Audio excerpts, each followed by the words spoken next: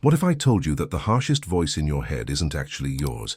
What if the criticism, the perfectionism, the relentless inner judge that makes you feel never quite good enough was installed in your psyche before you even learned to walk? And what if there was a way to not just silence that voice, but to transform it into your most compassionate ally? Today, we're diving deep into one of the most transformative psychological discoveries of our time. We'll explore Carl Jung's revolutionary understanding of the inner child, reveal why traditional self-help approaches often fail to create lasting change, uncover the specific daily practices that can literally rewire your nervous system for self-compassion, and discover how tiny acts of love toward yourself can heal wounds that have influenced your entire adult life. By the end of this video, you'll understand exactly why you react the way you do in certain situations. You'll have concrete tools for breaking cycles of self-criticism that may have haunted you for decades, and you'll know how to become the nurturing parent to yourself that you always needed. This isn't just about feeling better. This is about fundamentally changing your relationship with yourself and, by extension, with everyone else in your life. So if you've ever felt like you're your own worst enemy, if you struggle with perfectionism, people-pleasing, or a nagging sense that you're somehow fundamentally flawed, stay with me. What we're about to explore could be the missing piece you've been searching for your entire life. The concept of reparenting yourself might sound abstract, or even indulgent to some, but modern neuroscience has validated what Carl Jung intuited nearly a century ago. The experiences we have in our earliest years literally shape the architecture of our brain. They create neural pathways that continue to influence our thoughts, emotions, and behaviors well into adulthood. More importantly, these pathways can be changed. Dr. Dan Siegel's research on neuroplasticity shows us that the brain remains malleable throughout our entire lives. What this means is that the patterns of self-criticism, anxiety, or emotional dysregulation that may feel hardwired into your personality are actually learned responses that can be unlearned and replaced with healthier patterns. But here's where most approaches to personal development go wrong. They focus on changing behaviors or thoughts without addressing the underlying emotional reality that drives those patterns.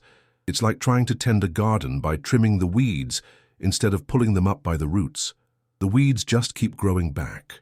Jung understood something profound about human psychology that we're only now beginning to fully appreciate through modern trauma research. He recognized that within every adult psyche lives what he called the eternal child, not just as a memory or metaphor, but as a living, autonomous aspect of consciousness that continues to influence our daily experience in ways we rarely recognize. This inner child isn't just the repository of happy childhood memories or innocent wonder. It's also the keeper of our earliest wounds, our unmet needs, and our most fundamental beliefs about safety, love, and belonging. When these early experiences were traumatic, neglectful, or simply misattuned to our authentic needs, the inner child develops what Jung called complexes, emotional patterns that operate like separate personalities within our unconscious mind. These complexes don't just influence our behavior, they can completely hijack our conscious awareness during moments of stress or emotional activation. Have you ever had a seemingly minor interaction trigger a response that felt completely out of proportion to the situation? That's not you overreacting. That's your inner child responding from a place of old pain, old fear, or old unmet needs. The revolutionary insight that Jung brought to psychology was that these complexes aren't pathological. They're intelligent adaptations to circumstances that were overwhelming or harmful. The child who learned to be hypervigilant developed that trait because their environment was unpredictable or dangerous. The child who learned to be a people-pleaser did so because their survival depended on keeping others happy. The child who learned to be self-critical internalized that voice because it felt safer to criticize themselves before others could. But here's the crucial point. What was once adaptive can become maladaptive when circumstances change. The hypervigilance that kept you safe as a child might now be causing anxiety in your adult relationships. The people-pleasing that earned you approval might now be preventing you from authentic connection. The self-criticism that protected you from external judgment might now be the very thing keeping you from reaching your potential. This is where the concept of reparenting becomes not just helpful, but essential. Reparenting isn't about pretending your childhood didn't happen or trying to give yourself a do-over. It's about consciously providing your inner child with the safety, validation, and nurturing they needed but didn't receive, while also updating their understanding of current reality. Modern attachment theory, pioneered by researchers like John Bowlby and Mary Ainsworth, has shown us that our earliest relationships create what psychologists call internal working models, mental templates that guide our expectations about relationships throughout our lives. If your early caregiving was inconsistent, neglectful, or harmful, you likely developed an internal working model that says relationships are dangerous, love is conditional, or you're fundamentally unworthy of care. The beautiful discovery of recent decades is that these internal working models can be updated through what researchers call earned secure attachment. This happens when we experience relationships that contradict our old patterns, whether with therapists, friends, romantic partners, or most importantly, with ourselves. Jung's approach to inner child healing was revolutionary because it recognized that we don't need to wait for external relationships to provide this corrective experience. We can become the secure, attuned caregiver that our inner child always needed. But this requires more than just thinking positive thoughts or practicing surface-level self-care. It requires developing genuine emotional intimacy with the wounded aspects of ourselves. The process begins with what Jung called making the unconscious conscious. This means developing awareness of when your inner child is activated, what triggers those activations, and what that younger part of you actually needs in those moments. Most of us have become so skilled at dismissing, minimizing, or suppressing these inner experiences that we've lost touch with our own emotional reality. Learning to recognize the voice and needs of your inner child requires developing what psychologists call mentalization, the ability to understand behavior in terms of underlying mental states like thoughts, feelings, and intentions. When you can mentalize your own experience, you stop seeing emotional reactions as evidence of weakness or dysfunction and start seeing them as information about what's happening in your inner world. For example, when you notice yourself becoming defensive in response to feedback, instead of judging yourself for being too sensitive, you might recognize that your inner child is feeling criticized or shamed and needs reassurance that they're still lovable even when they make mistakes. When you find yourself procrastinating on an important project, instead of calling yourself lazy, you might recognize that your inner child is afraid of failure or rejection and needs encouragement and support. This shift from self-judgment to self-understanding is the foundation of reparenting. It's the difference between being a harsh critic and being a wise, compassionate caregiver to yourself. And like any caregiving relationship, it requires consistency, patience, and unconditional positive regard. One of the most powerful tools Jung developed for this work was what he called active imagination, a process of consciously engaging with unconscious contents through imagery, dialogue, and creative expression. When applied to inner child work, active imagination might involve visualizing your younger self, having conversations with them, or asking what they need from you in any given moment. This isn't just imagination, this is genuine psychological work. When you engage with your inner child through active imagination, you're literally creating new neural pathways in your brain. You're providing your nervous system with experiences of safety, attunement, and care that can help heal old wounds and create new patterns of self-relationship. The language we use in these internal dialogues matters enormously. Most of us have internalized critical voices from our past voices, of parents, teachers, or cultural messages that told us we weren't good enough, smart enough, or worthy enough. These voices often become our inner monologue, creating a constant background of self-criticism that undermines our confidence and well-being. Reparenting involves consciously choosing to speak to yourself differently. Instead of, "You always mess everything up," you might say, "You're learning and making mistakes is part of learning." Instead of, "You're being too sensitive," you might say, "Your feelings make sense, and it's okay to feel what you're feeling." Instead of, "You should be over this by now," you might say, "Healing takes time and you're exactly where you need to be." This isn't just positive thinking, this is emotional truth-telling. You're providing your inner child with the validation and understanding they never received. And research shows that this kind of self-compassionate inner dialogue can have profound effects on both mental and physical health. Dr. Kristin Neff's research on self-compassion has demonstrated that people who treat themselves with kindness show lower levels of anxiety and depression, greater emotional resilience, and even stronger immune function. But self-compassion isn't just about being nice to yourself. It's about developing a fundamentally different relationship with your own suffering. Self-compassion involves three key components: mindfulness, awareness of your suffering without being overwhelmed by it; common humanity, recognizing that suffering is part of the human experience, not a personal failing; and self-kindness, treating yourself with the same care you'd offer a good friend. When applied to inner child work, these components create a powerful framework for healing. Mindfulness allows you to notice when your inner child is activated without immediately trying to fix, change, or dismiss the experience. You might notice the tightness in your chest when someone raises their voice, or the way your stomach drops when you're criticized, or the familiar spiral of self-doubt when you're facing a new challenge. Instead of fighting these responses, mindfulness invites you to simply be present with them. Common humanity helps you recognize that your struggles aren't unique or shameful. Every person on this planet carries wounds from childhood. Every person has parts of themselves that still feel young, scared, or in need of love. When you remember this, your inner child's pain stops feeling like evidence that something is wrong with you and starts feeling like a natural part of being human. Self-kindness is perhaps the most challenging component for people who grew up in critical or neglectful environments. It involves offering yourself the same compassion you'd naturally extend to a child who was hurting. This might mean speaking to yourself more gently, giving yourself permission to feel your feelings, or simply placing a hand on your heart when you're struggling. But reparenting goes beyond individual moments of self-compassion. It involves creating consistent experiences of safety and care in your daily life.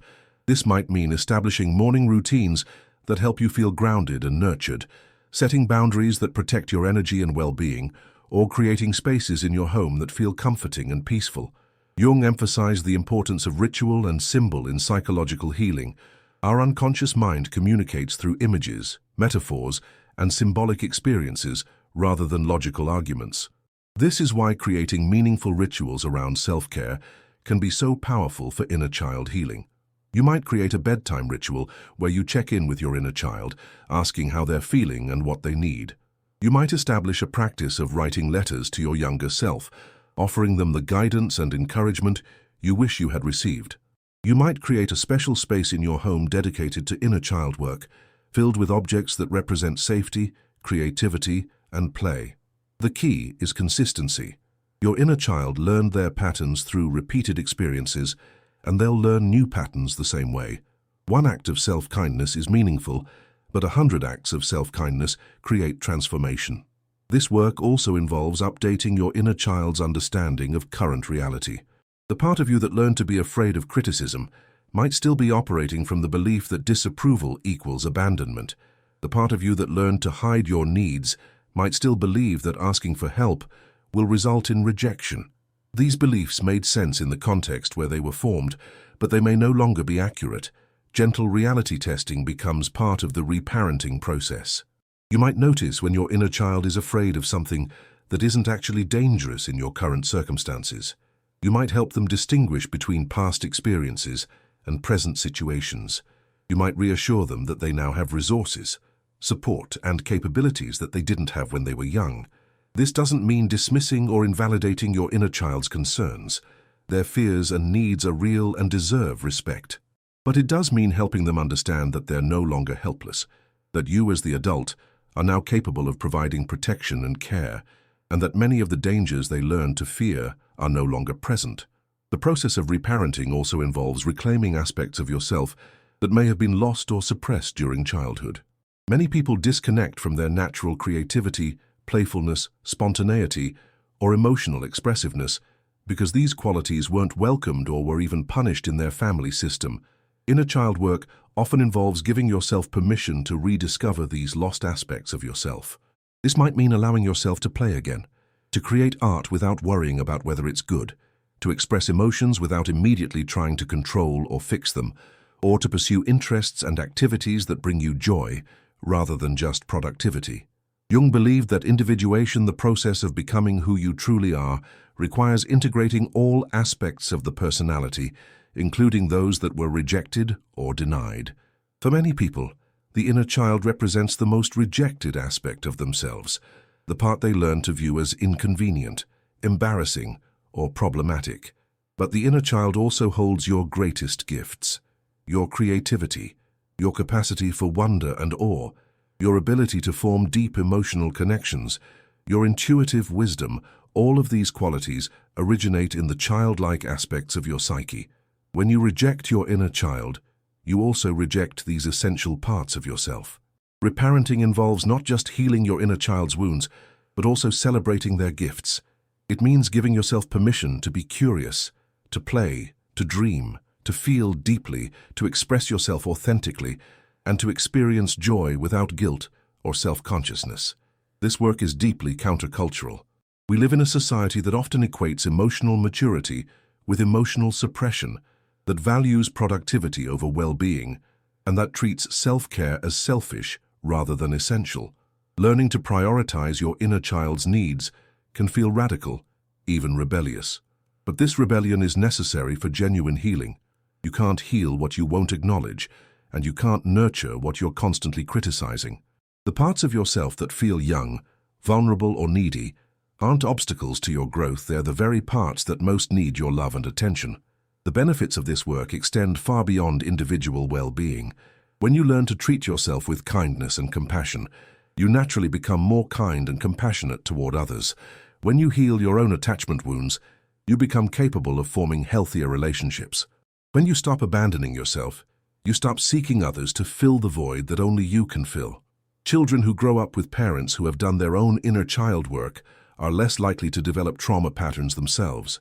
They experience adults who can remain calm under pressure, who don't take their emotions personally, who can provide comfort without becoming overwhelmed, and who model healthy ways of dealing with difficult feelings. This is how generational patterns of trauma get interrupted, not through perfection, but through consciousness. Not through never making mistakes, but through taking responsibility for healing your own wounds so they don't unconsciously get passed on to others.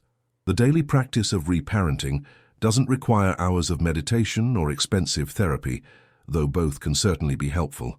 It can be as simple as pausing when you notice self-criticism arising and asking yourself how you would speak to a beloved child who was struggling. It can be taking a few minutes each morning to check in with yourself about how you're feeling and what you need. It can be giving yourself permission to rest when you're tired, to cry when you're sad, or to ask for help when you're overwhelmed. The key is developing genuine care and concern for your own well-being. This isn't narcissistic or selfish, it's essential. You can't give what you don't have, and you can't love others well if you haven't learned to love yourself. Jung once wrote, "The privilege of a lifetime is to become who you truly are." For most people, this requires healing the wounds that convinced them they had to be someone else in order to be acceptable. It requires reclaiming the parts of themselves they learned to hide or reject. It requires developing the capacity to be present with their own pain without being overwhelmed by it. This is sacred work. It's not easy and it's not quick, but it's transformative in ways that nothing else can be. When you learn to be a loving parent to your inner child, you give yourself the foundation for everything else you want to create in your life. You develop unshakable self-worth that doesn't depend on external validation. You build emotional resilience that can weather any storm. You create inner resources that can sustain you through any challenge. Most importantly, you finally come home to yourself. You stop feeling like a stranger in your own life. You stop waiting for someone else to rescue, validate, or complete you. You become whole not because you've fixed all your problems, but because you've learned to love all your parts. The journey of reparenting your inner child is ultimately a journey back to love. Back to the love you always deserved but may not have received. Back to the love you've been seeking outside yourself that was always available within. Back to the recognition that you are worthy of care, kindness, and compassion, not because you've earned it, but simply because you exist. Your inner child has been waiting for you to come back for them. They've been waiting through every achievement and failure, every relationship and breakup, every moment of joy and despair. They've been waiting for you to remember that they're still there, still worthy of love, still deserving of your attention and care. Today can be the day you stop waiting and start returning. Today can be the day you begin the most important relationship of your life, the relationship with yourself. It starts with just one moment of kindness, one gesture of care, one word of encouragement directed inward instead of outward. Place your hand on your heart, take a deep breath, and quietly, gently, Speak to the part of you that has been waiting for so long to be seen, heard, and loved. Tell them you're here now. Tell them you're not going anywhere. Tell them they are worthy of all the love they never received. This is where healing begins. This is how transformation happens. This is the path home to yourself.